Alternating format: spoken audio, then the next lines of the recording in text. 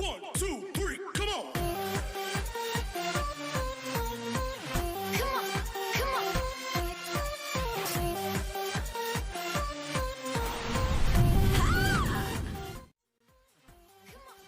Olá, querido aluno, tudo bem com você? Eu sou o professor Rafael e inúmeros estabelecimentos comerciais foram organizados para vender produtos para o campo ou intermediar os produtos da agropecuária para os centros urbanos situados em outras regiões do país e no exterior.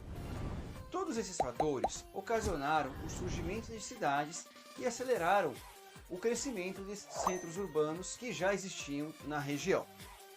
Foi o que ocorreu, por exemplo, em Goiânia, Cuiabá, Campo Grande, Sorriso, Rio Verde e Dourados, cidades que têm obtido êxito em negócios relacionados à produção agropecuária. Toda essa modernização agrícola e crescimento econômico trouxeram, no entanto, graves consequências sociais e ambientais. Mas antes, deixa aqui embaixo o seu like e no final do vídeo deixe o seu comentário sobre a aula de hoje.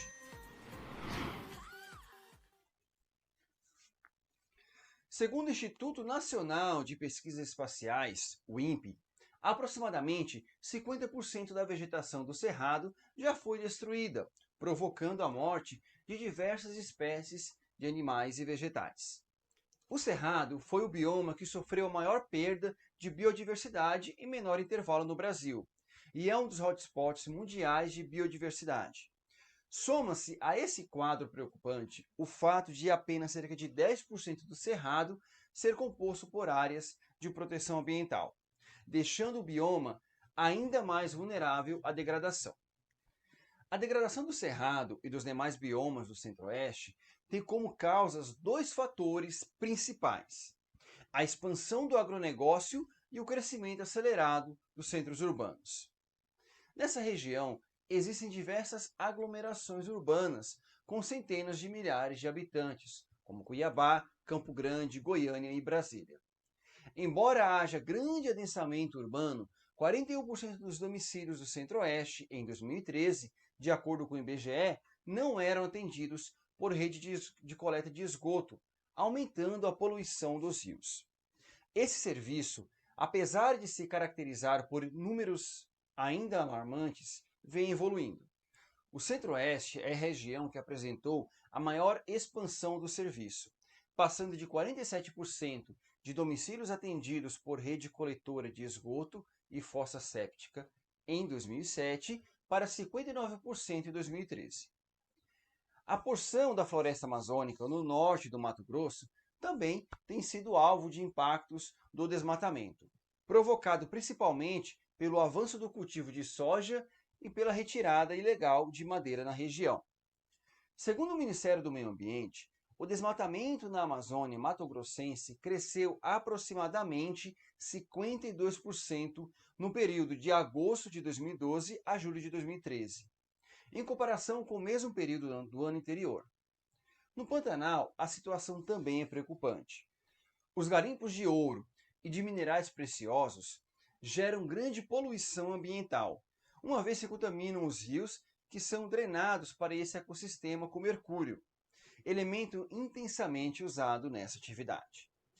Muitas das usinas de açúcar e álcool, assim como os curtumes e os frigoríficos, costumam direcionar seus esgotos para os rios que abastecem o Pantanal.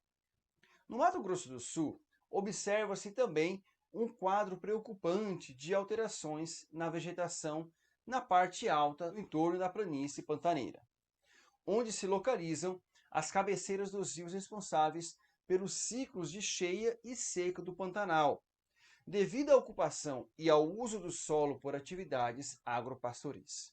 Além disso, a exploração de uma grande jazida de minério de ferro no maciço de Urucum, em Corumbá, também tem contribuído para a poluição dos rios, assim como a queima da vegetação nativa, destinada à fabricação de carvão utilizado pelas indústrias de metalúrgica.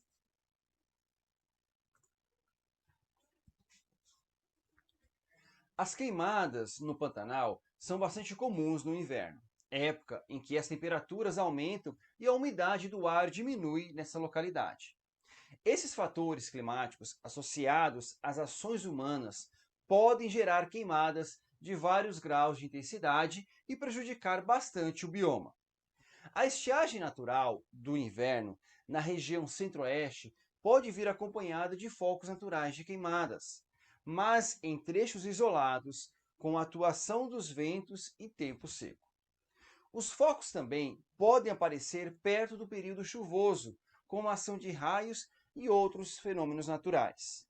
Entretanto, o que tem sido visto ultimamente é um aumento considerável desses focos em épocas muito secas e em grandes áreas, o que leva a crer que esses focos sejam causados pela ação humana. Recentemente foi percebida uma diminuição das chuvas no início do ano, fazendo com que, durante as secas, os rios diminuam ainda mais seus níveis, minorando também as áreas pantaneiras alagadas.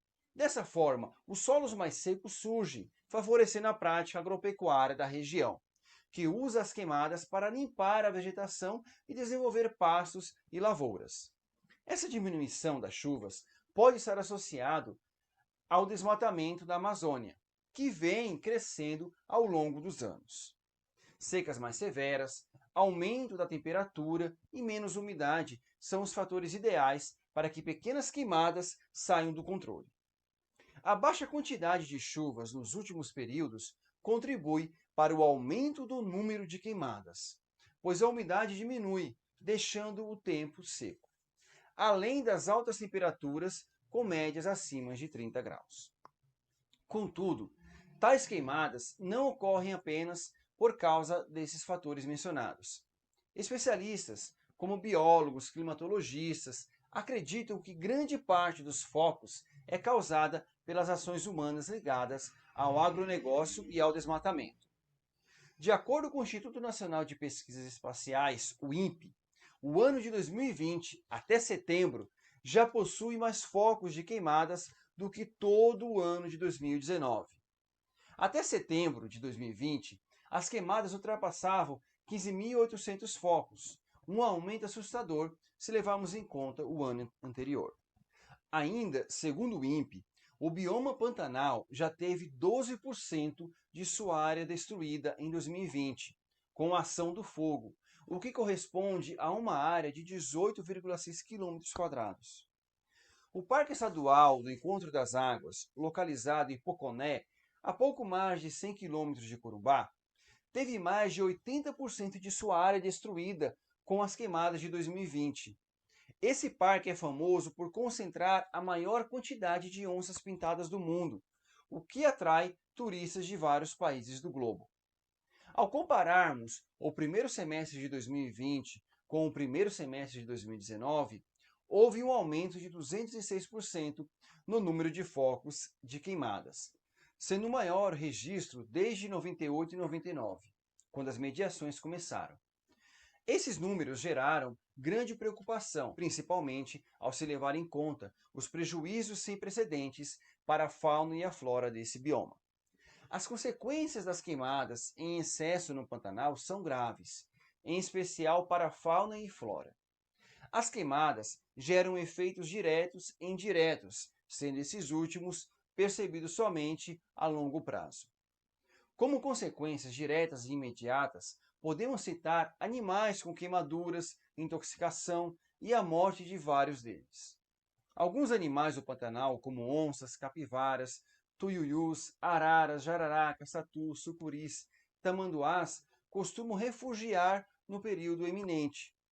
Entretanto, essa fuga vai até o limite corporal do animal, o que pode fazer com que ele saia do seu habitat natural e fique desorientado devido à fumaça e cinzas. Com isso, alguns animais acabam morrendo de cansaço ou mesmo de fome, pois não encontram alimentos em meio a um ambiente hostil e diferente do que estão habituados. As mortes dos animais estão entre as mais graves consequências das queimadas, pois além de ser uma grande perda biológica, há o desequilíbrio na cadeia alimentar do bioma. Um exemplo é o caso das onças, o maior felino das Américas e que controla a população de outros animais, como capivaras e veados. Na flora, as árvores e plantas incendiadas fazem com que as aves do Pantanal se desloquem para outras áreas, sem casa e comida. Muitas aves padecem mesmo se acharem outro abrigo, pois não há garantia de que encontrarão alimentos. Ninhos, ovos e filhotes queimados são mais um exemplo da tragédia que se instala com as queimadas em excesso. Já as consequências a longo prazo estão relacionadas com os ecossistemas. As queimadas aumentam os níveis de poluição, o que pode ser diminuído com a presença de árvores. Mas com as árvores queimadas, a poluição cresce, o que afeta não só a região pantaneira, mas várias outras adjacentes. Ademais, a poluição que vive e sobrevive dos recursos do Pantanal é também extremamente prejudicada.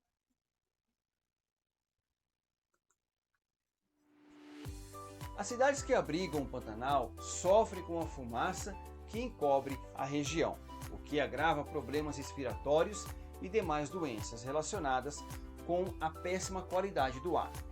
Outra grave consequência são as cinzas deixadas pelo fogo. Quando chegarem as primeiras chuvas, essas cinzas serão transportadas para os rios, o que prejudicará ecossistemas aquáticos e também o consumo humano. Esses acontecimentos deixarão tristes marcas para todos. Um forte abraço, fique com Deus e não se esqueça, não colhe do colega, mas colhe no careca.